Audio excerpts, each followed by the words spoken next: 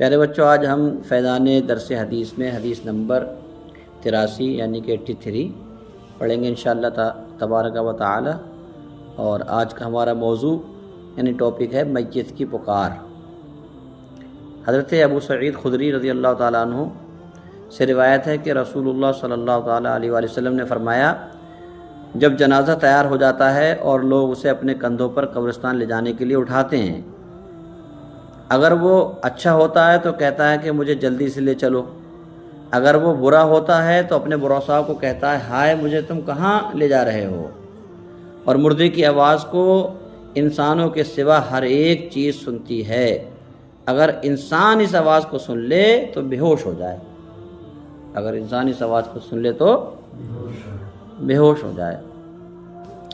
پیارے بچوں، اس حدیث پاک سے ثابت ہوا کہ مردہ کلام کرتا ہے، مردہ کلام کرتا ہے۔ تو جو لوگ یہ عقیدہ رکھتے ہیں کہ مردے بولتے نہیں، ان کا یہ عقیدہ خلاف حدیث ہے۔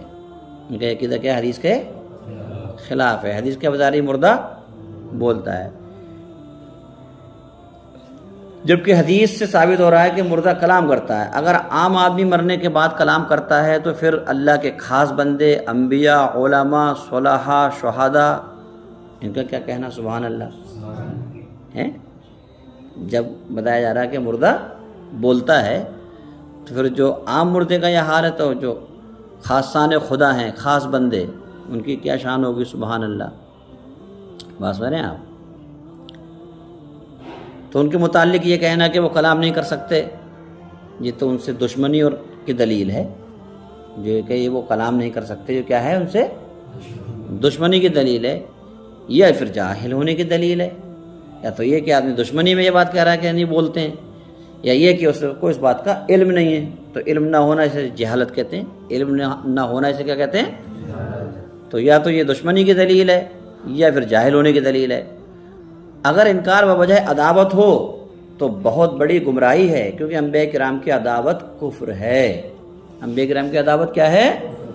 اور اگر انکار بوجہ جہالت ہو تو اسے فوراً توبہ کرنی چاہیے تاکہ آخرت خراب نہ ہو۔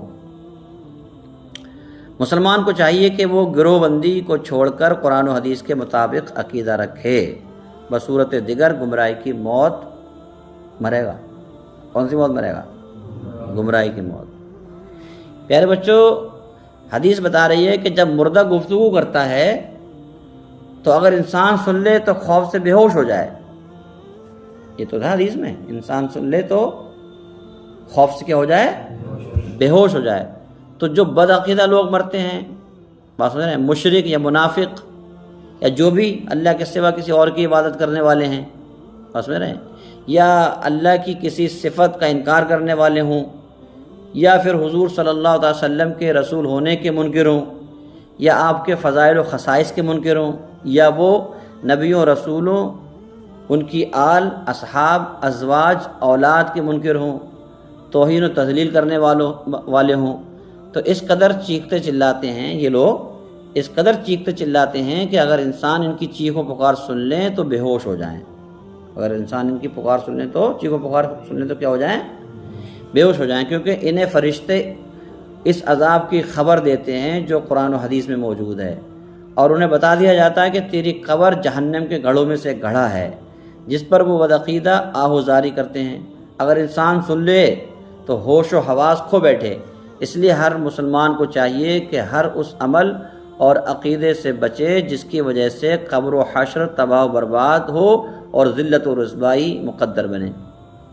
عقیدہ اور عمل ایسے ہونے چاہیے جن کی وجہ سے قبر و حشر میں پریشانی نہ ہو، اور وہ عقیدہ صرف اور صرف اہل سنت والجماعت کا عقیدہ ہے،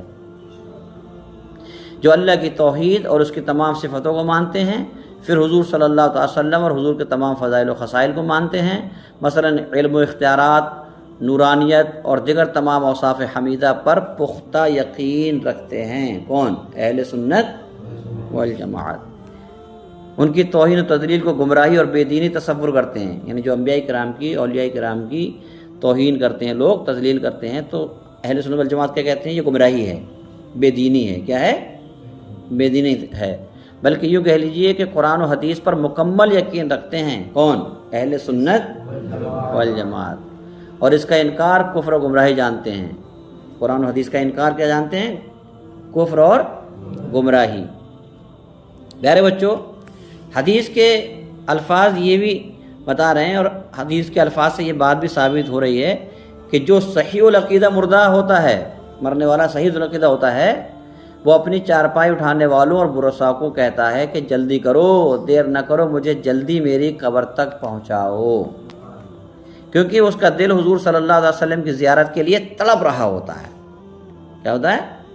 تڑپ رہا ہوتا ہے۔ جب حضرت بلال رضی اللہ تعالیٰ عنہ کی موت کا وقت آیا تو آپ کی بیوی رو رہی تھی، کہہ رہی تھی ہائے غم کی بات، اور آپ کہہ رہے تھے ہائے خوشی کی بات۔ سبحان اللہ، کیا کہہ رہے تھے؟ ہائے خوشی کی بات۔ کیوں؟ وہ عاشق رسول ہیں، حضور سے محبت کرنے والے ہیں، انہیں پتہ ہے کہ موت آئے گی تبھی قبر میں جائیں گے اور حضور سے ملاقات ہوگی۔ سبحان اللہ۔ اپنے اعلیٰ حضرت رحمۃ اللہ علیہ نے شعر کہا ہے اس پر کہ موت تو آتے آئے گی، قیامت یہ ہے، موت تو آتے آئے گی، قیامت یہ ہے کہ یہاں مرنے پہ ٹھہرا ہے نظارہ تیرا۔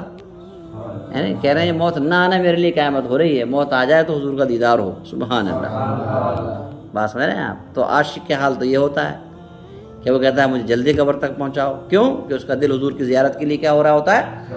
تڑپ رہا ہوتا ہے۔ اس لیے کہ مسلمانوں کے نزدیک اس سے بڑھ کر کوئی اور انعام نہیں، اور اس سے بڑھ کر کوئی سعادت نہیں کہ حضور صلی اللہ علیہ وسلم کی زیارت ہو جائے۔ سبحان اللہ۔ اس لیے وہ کہتا ہے کہ جلدی کرو۔ پھر اس کی قبر جنت کے محلوں میں سے ایک محل ہوتی ہے، کہ دوسری حدیث سے ثابت ہے کہ اور مردے کو کہا جاتا ہے کہ سو جا جیسے پہلی رات کی دلہن سوتی ہے۔ بس میں، اور قبر میں صرف عقائد کے متعلق سوال کیے جائیں گے، اعمال کے بارے میں نہیں۔ قبر میں کہا کے متعلق سوال ہوگا، عقائد کے بارے میں۔ کہا کے بارے میں؟ مر ربو کا، ما دینو کا، ما کنت تقول فی حق شان الرجل، اس طرح کے سوال آتے ہیں تو سب عقائد سے تعلق ہے ان کا۔ عقائد سے تعلق ہے۔ بہت سے لوگ اپنے اعمال پر ڈینگے مار رہے ہیں، ہے نہیں؟ عمل کرنا تو ضروری ہے، مگر اصل تو عقیدہ ہے۔ اصل کیا ہے؟ جس کا عقیدہ ہی درست نہیں، جس کا ایمان ہی درست نہیں، تو اس کے اعمال تو ویسے ہی حقارت ہیں، اس کے اعمال تو ویسے ہی خراب ہیں، اس کے اعمال تو کوئی فائدہ ہی نہیں دیں گے۔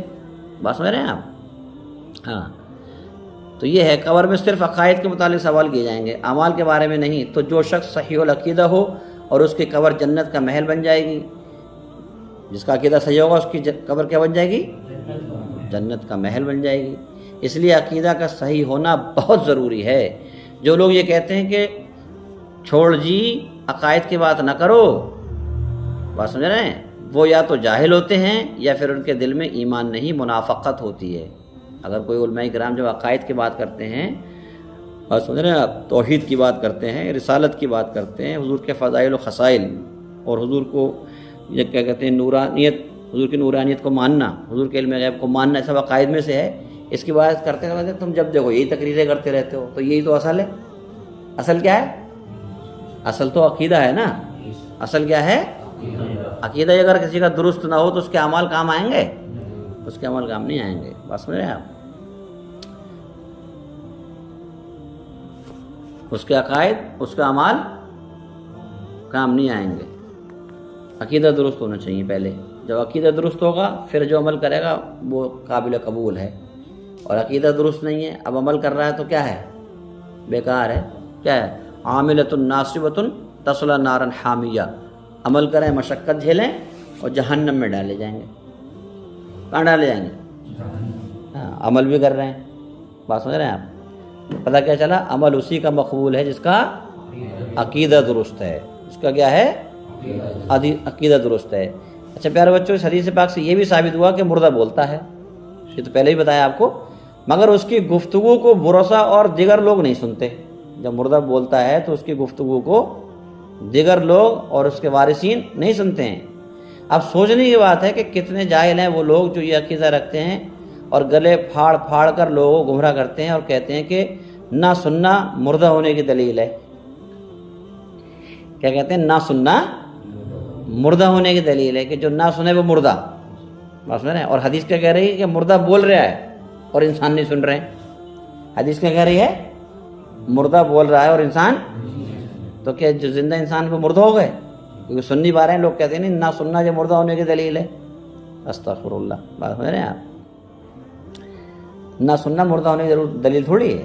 ہاں، اب سوچنے کی بات ہے کہ کتنے جاہل ہیں وہ لوگ جو یہ عقیدہ رکھتے ہیں کہ اور گلے پھاڑ پھاڑ کر لوگوں کو گمراہ کرتے ہیں اور کہتے ہیں کہ نہ سننا مردہ ہونے کی دلیل ہے، جبکہ اس ظاہری زندگی میں ہزاروں لوگ مل جائیں گے جو بہرے بھی ہیں، جو کیسے ہیں، بہرے ہیں، وہ سن نہیں سکتے، تو کیا ان کو مردہ کہا جائے گا؟ نہیں، بالکل نہیں۔ اصل بات یہ ہے کہ ایسے لوگ بھولے بھالے مسلمانوں کو الفاظ کے ہیرا پھیری میں حضور صلی اللہ علیہ وسلم اور دیگر بزرگوں کے فضائل و خصائص کے منکر بنا کر صراط مستقیم سے دور گمراہی کے گڑھے میں پھینکنا چاہتے ہیں اور قوم کو تباہ و برباد کر کے غیر مسلم قوموں کو خوش کرنا چاہتے ہیں، حالانکہ یہ کتنی بیکار سی بات ہے نہیں؟ یہ بات بیکار سی بات نہیں، مسلمانوں کے عقائد خراب کرنا۔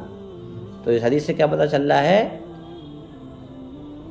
کہ مردے سنتے بھی ہیں اور مردے بولتے بھی ہیں۔ بات سمجھ رہے ہیں آپ؟